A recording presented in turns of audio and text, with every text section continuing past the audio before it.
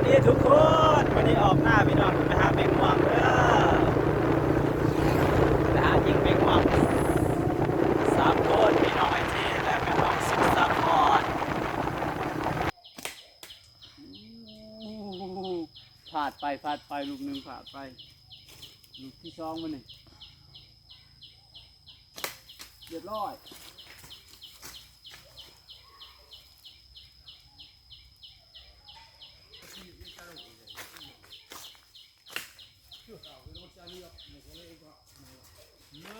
ขาดพุทธเนาะนาคาเดี๋ยวดิ้นไม่จับ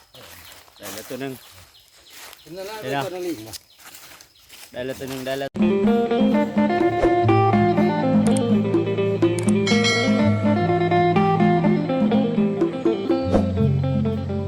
สบายดีทุกคนวันนี้จะพาทุกคนไปยิงแมงม่วงเนาะเฮ้ยเฮียเสียงอะไรวะเย่เลยกลางแดดแห้งของนาจัดไป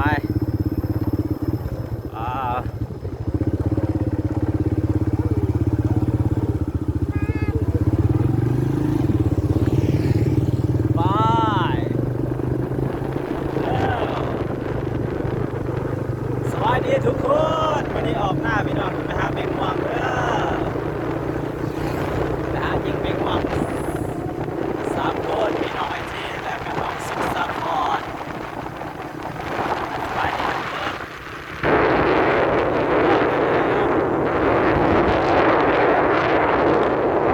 อยู่หน้าเลยพี่น้อง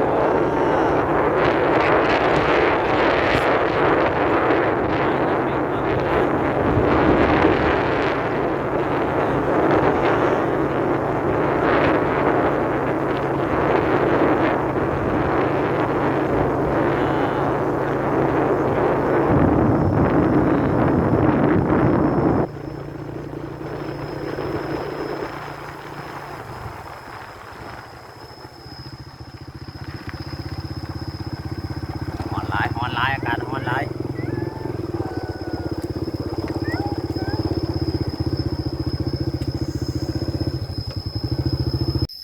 ตอนนี้ก็ฮอด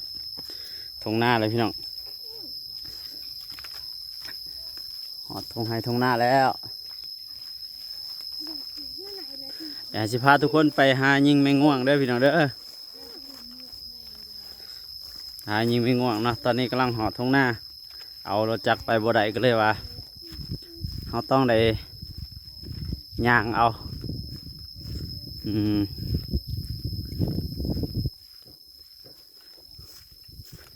เอาไปลุ้นน้ำกันพี่น้องว่าสิได้หรือบ่ไอทีไปทางพุ่นไปทางพุ่นไปทางนั้นเจ้า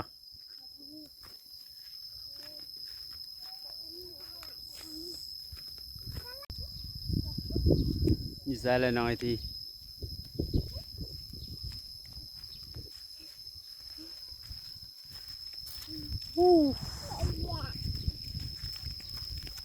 อากาศร้อนหลาย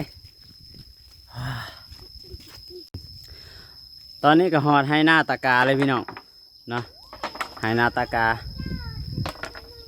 อันนี้คือคุณยายของน้องไอทีเนาะนอนพอกาอยู่กาได้ประมาณ3 มือ3-4 มือนี่แหละนะเอาวานกาเมื่อนั้นเป็นจังไดเย็นบ่อยู่นี่โอ้ยิ้มเปื่อยๆอยู่อากาศเย็นเลยสบายอยู่ให้อยู่หน้าใหญ่ของหน่อยที่มาเบิ่งกาเฮาพูดเป็นกว้างเลยเนาะเดี๋ยวเขาจะเข้าไปในดงต้นนั้นเนาะดงต้นยางจะไปหาล้อยิงแมงม่วงเนาะพี่น้องเนาะว่าสิมีหรือว่าสิพ่อหรือบ่เนาะเดี๋ยวเขาสิพากันไปเบิ่ง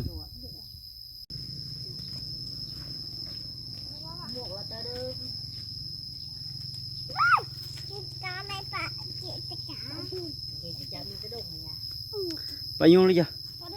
ไปยุ่งยังบ้านน่ะเอาไปตอนนี้เขากำลังเดินทางไปดงต้นยางนะเนาะเพราะว่าเขาสิ ได้ทำการได้ทำการหายิ่ง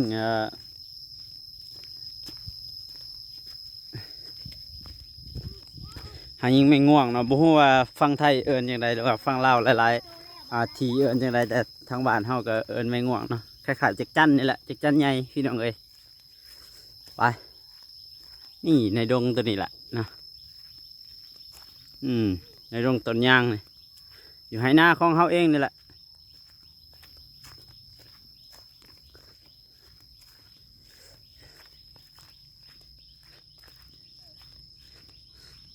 อากาศร้อนจัดเลยมื้อนี้ร้อนจัดร้อนแห้งพี่น้องเอ้ยตอนนี้เฮาก็ได้หาเลาะเบิ่งนะคันบ่ได้ก็บางทีก็สิเปลี่ยนแผนมาขุดจิโลแต่ตอนนี้เราต้องได้หาก่อนได้หาไว้สิเห็นได้จักโตเนาะหรือว่าเราไปสวยเนาะไปตอน11 โมงแต่เสาร์น่าจะมีคนไปแล้วตอนนี้เราก็กำลังค้นหาอยู่เนาะหาตามกกอันนี้แหละนะตามกุ้งย่างเนี่ยว่าสิมีหรือบ่ต้องได้เลาะเบิ่งอันนี้ต้นใหม่อยู่ให้หน้าเขาเองเด้อพี่น้องเด้อนี่เป็นต้นใหม่ต้นยางยังบ่ใหญ่เนาะต้นยังหน่อยอยู่เอาตอนนี้เขาก็เลยหาก่อนเราหาเห็นแล้วเขาจังสิ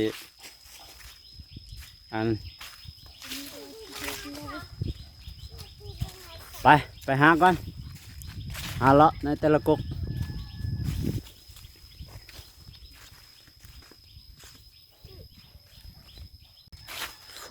มืดพี่น้องเลยอยู่บนโฮมแล้วมันมืดคอยเลาะหาเบิ่งก่อนว่าสิมีหรือบ่มีเนาะสิพากันเลาะเดี๋ยวเบิ่งก่อน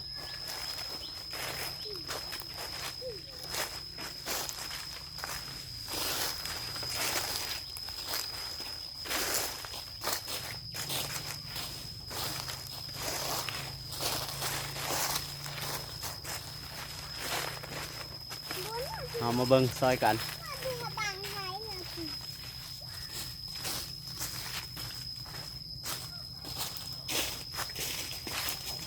ยังบ่เห็นจักโตพี่น้องบ่เห็นจักโตเดี๋ยวยังอ้อมๆไปเด้อน้องเด้อบ่มีหยังนะบ่เห็นจักโตเลย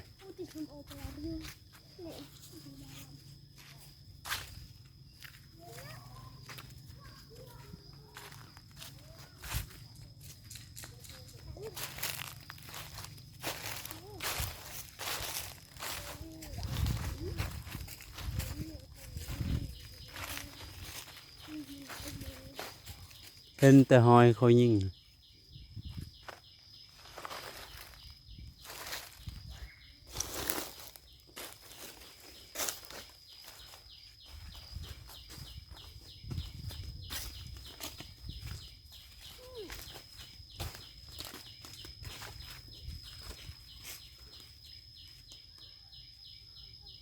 บ่มีเลย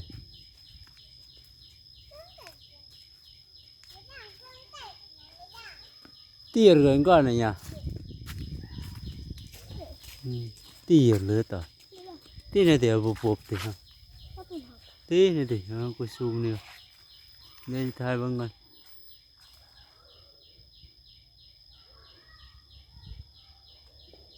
ตีแล้วตีnó tùy con này. ตีนั่นต่อ Cứ đến đây, đây tôi đẩy. เดี๋ยวลองมันกันนี่มันอยู่เห็นป่ะเห็นป่ะทุกคนเห็นป่ะเดี๋ยวซูมให้เบิ่งดูซูมให้เบิ่งแป๊บนึงเดี๋ยวอันเดี๋ยวเห็นป่ะนี่เห็นป่ะนี่เห็นป่ะทุกคนเห็นป่ะเดี๋ยวซูมลงเห็นป่ะมามันยังเดี๋ยวเราจะยิงละ จะทำกันยิงนะ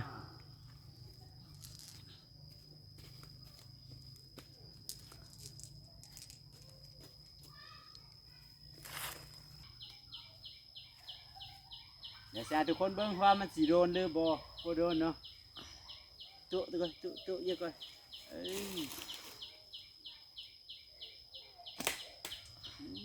โอ้โห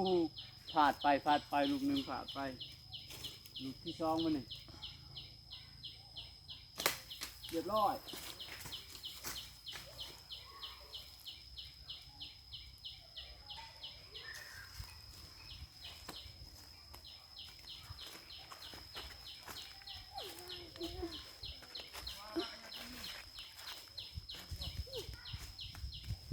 อันนี้เด้อ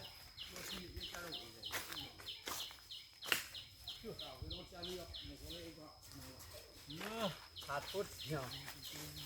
น่าทายเลยดิ้นไม่ตัดได้แล้วตัวหนึ่ง เป็นอะไรเป็นตัวนั่งลิงมา ได้แล้วตัวหนึ่งได้แล้วตัวหนึ่ง แก่ครับมีรูปภาพแค่เป็นลิง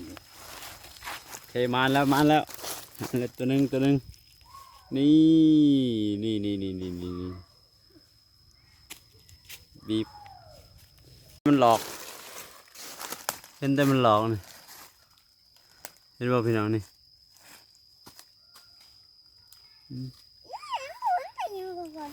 ให้มันหลอกออกนี่เห็นไหมนี่มันหลอกแหละโตมันน่าจะไปแล้วบุหัวามันไปใส่มันน่าจะไปเลย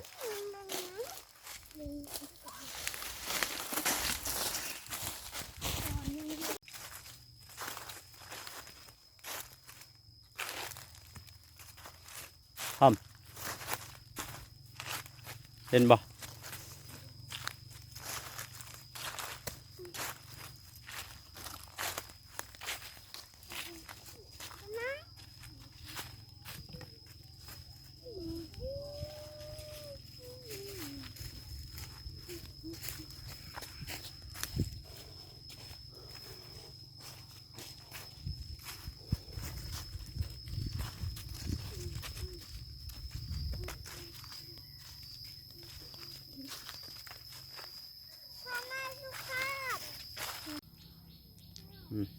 เห็นแล้วตอนนี้มาเห็นอีกแล้วพี่น้องในกกตัวนี้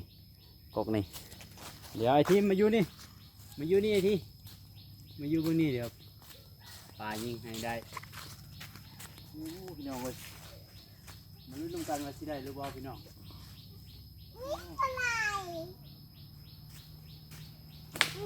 โอ้พลาดอีกแล้วพี่น้องพลาดอีกแล้วลูกทำบิดลูกที่สองเรียบร้อยอู้เรียบร้อยอีกแล้วนี่ หัวฮัก ได้อีกแล้วตัวที่สองเอาไอ้ที่จับไว้ตัวที่สองเรียบร้อยไปพี่น้อง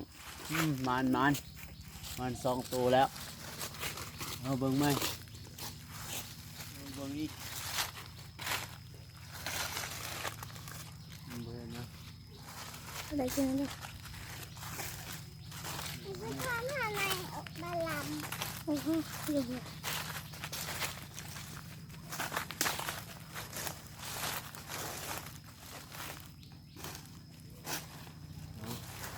ถ่ายเลยเดี๋ยวคุณฮะเดี๋ยวคุณฮะเดี๋ยวถ่ายค่อย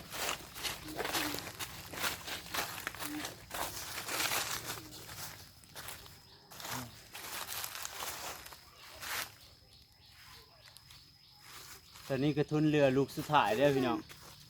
เรือลูกสุดท้ายไปไป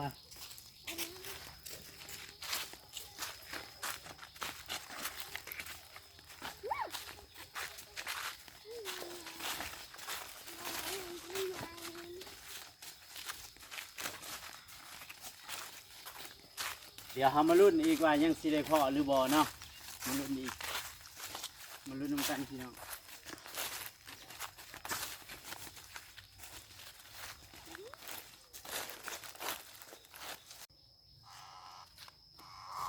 ใส่มาเบิ่งอีกตัวหนึ่งเลย เอาได้แต่สองโตพี่น้องได้แต่สองโตบ่ได้หลายสวัสดีทุกคน สบายดี วันนี้ได้แต่สองโตภารกิจเฮาก็ถือว่าผ่านอยู่เนาะผ่านอยู่แต่ก็บ่ได้100%เรื่องผ่านนั้นผ่านอยู่ธุรกิจตอนนี้เมื่อยเนาะเมื่อยยางอยู่ในป่าดิบดงดิบเนาะตอนนี้อยู่ป่าดงดิบแต่ว่า เก่า เฮาสิได้ออกจากป่าดงดิบไปเบิ่งเด้อให้ทุกคนได้เบิ่งกันอยู่ในป่าดงดิบเนาะ เอาใหม่นะ เดี๋ยวเฮาสิชี้ขึ้นเทิงหนิดนึงนะเป็นป่าดงดิบกันทั้งนั้นเนาะในตอนนี้เฮายังค้างอยู่ในป่าอยู่อาวุธลับเฮาก็มีแต่เท่านี้นี่เท่านี้เป็นยังไงไอ้ทีเมื่อยบ่ไอ้ที เมื่อย เมื่อยบ่ เมื่อย เมื่อยบ่เบิ่งใส่คอยทีด้วยเนี่ยใส่คอยทีด้วยใส่คอย อืม มาเจ้าฮะถึกยิงโอ้สองตัวนี่เดี๋ยวสิกินเลยเด้อนี่เด้อเด้อท้องเรากินเลยที่กินบ่เป็นที่บ่กินนะบ่กินดิบได้ไอ้สุกกินบ่บ่กินอ่ะไอ้สุกก็บ่กินดิบนะ ทีนี้ก็ต้องไม่ไหวเลยนี่ กินคนเดียวฮะ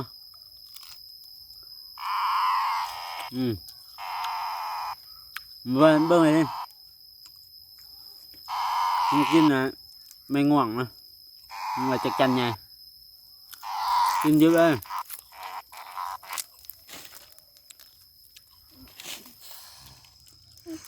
กินเยอะเลยเฮ้ยยังมาอยู่ทางล่างที่อ่ะไปคนฮะมือกล่องอ่ะไอ้ชุกเป็นมือกล่อง มาเล่าไอ้บัตร กินไงอ่ะกินอย่างเดียว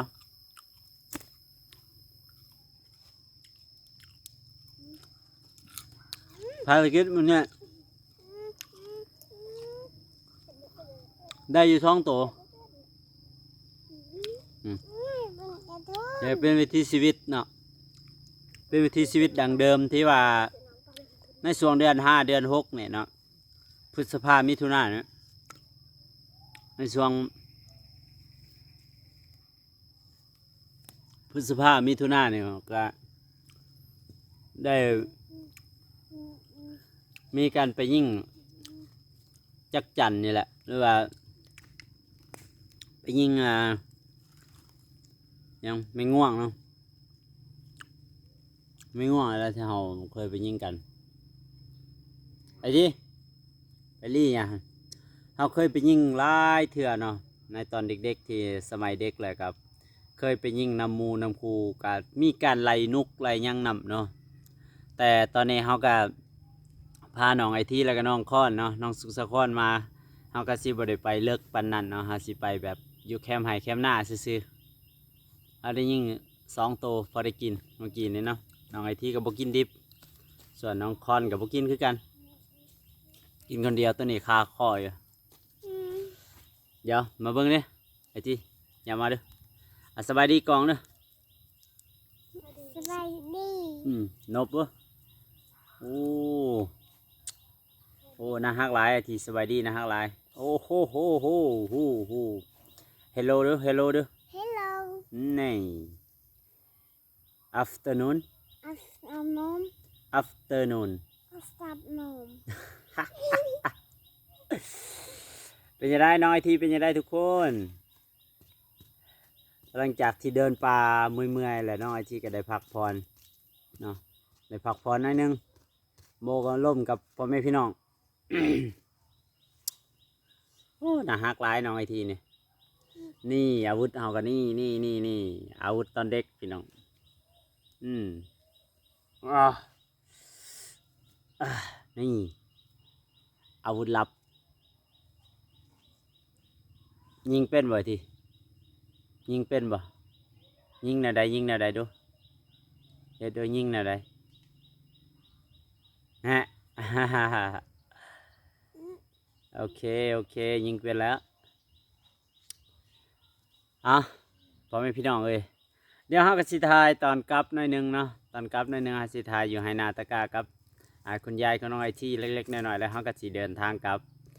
มือเฮือนแล้วเฮาสิเดินทางออกจากป่าเนาะเดินทางออกจากป่าสู่ทุ่งไร่ทุ่งนาอ่ากับน้องไอทีเนาะแล้วก็ไอคอนเด้อตอนนี้กับมาให้พ่อแม่พี่น้องได้เบิ่งกันในซ้ำนี้เนาะ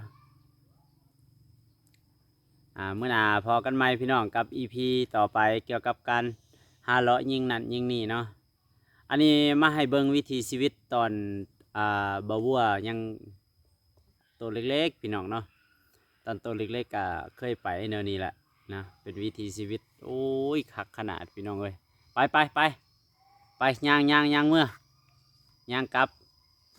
ย่างก่อนย่างก่อนย่างไปทีย่างไปเลย